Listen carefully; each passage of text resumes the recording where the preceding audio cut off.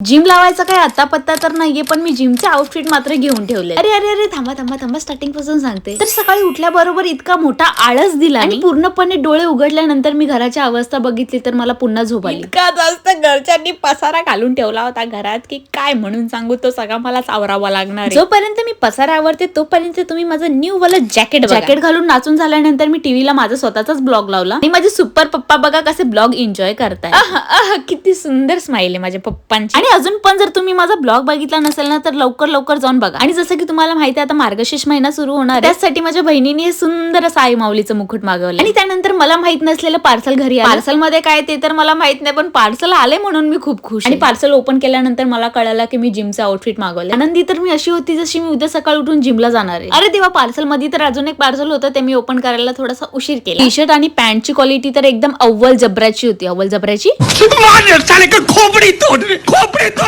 मला काय म्हणायचं, जो शब्द बोलता येत नाही तो बोलायचंच कशाला आहे. हा तर मला हे बोलायचं होतं की क्वालिटी तर एक नंबर आहे. जर तुम्हाला पण हे ऑर्डर करायचं असेल तर कमेंट मध्ये लिंक टाईप करा. आयुष्यात माझं काहीच होऊ शकत नाही, कारण की दिवसभरात मी 50 वेळा चहा क्या करू, चाय की तलबी अशी आहे. बस बस बस बस, चहा पिऊन झाल्यानंतर आता आपण थोडंसं काम करू. गावावरून मी इतकी थकून बकून आले होते की माझा अजिबात मूड नव्हता काही करायचा, पण व्हिडिओ बनवणं पण गरजेचं आहे ना, कारण की तुम्ही इतके आतुरतेने माझ्या व्हिडिओची वाट बघत असता. आजसाठी इतकी फेकम फेकाई बस झाली. आता उद्याच्या ब्लॉग मध्ये भेटू. Bye bye.